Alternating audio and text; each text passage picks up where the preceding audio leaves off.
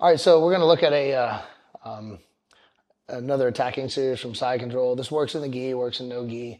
But it's kind of common that when you pass people's guard, they're tired, they kind of panic a little bit, and they clasp their hands together like a bear hug, which I don't recommend, but people do it nonetheless. So we're here. Just like in the previous videos, I talk a lot about the importance of controlling the outside arm. Okay, so I've got control of Reed, and I control his outside arm. He's got his hands clasped. So what I'm going to do is I'm going to drop my hip, sort of like a modified side control kesa gatame.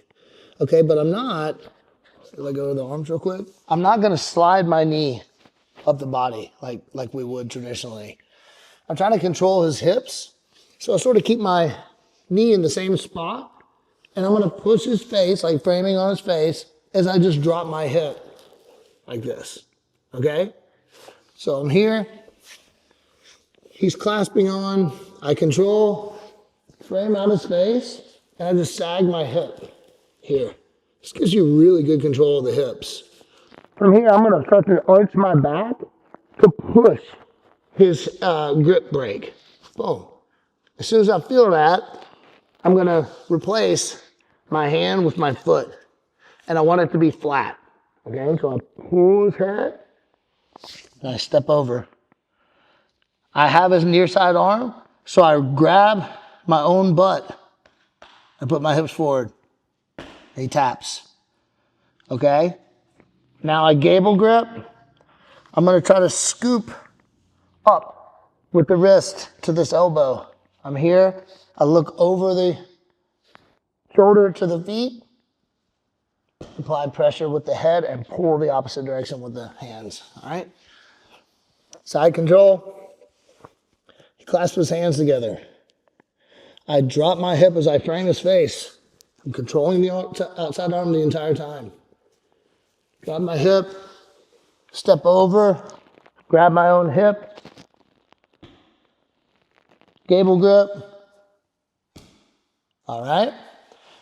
This also works when people put their arm under to try to ghost escape out the back door, okay? The key to this is that I need to be on his wrist, okay? If I'm up above his elbow, he'll continue to bump and get out. So if I'm like this, he'll bump and get out. Oh, right? So I must have control of the arm first, right? I'm here, and Reed puts his arm under for ghost escape, and I drop way back. Now, it's like he's trapped here. I push his face and step over. And there's my pressing arm lock. Yeah, okay? This also works when we're here. He gets his elbow inside, right? I drop my hip. I play this style of like modified kesa a lot. It just fits my body type well, but try it out. I drop him, he's pushing my hip. This is not going to be enough to stop me. I step over. Boom. If you looked at the triple attack in a previous video, I'm here, and sometimes I don't have it, and he brushes my hair for me. So I just trap it. As I'm here, I'm already setting up with the control of the arm. I have my hand on my forearm, and I make like a shark fin. Here comes Reed, and he brushes the hair. Now I'm back in that first series. I'm here, you can follow my knees. There's my Americana. He straightens his arm.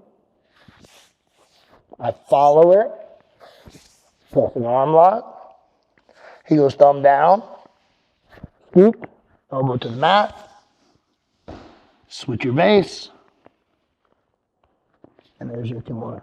Okay, so this is a really nice little double pressing arm lock series that works great in the gi or no gi, and also it feeds into the triple attack from side control that we worked in some previous videos.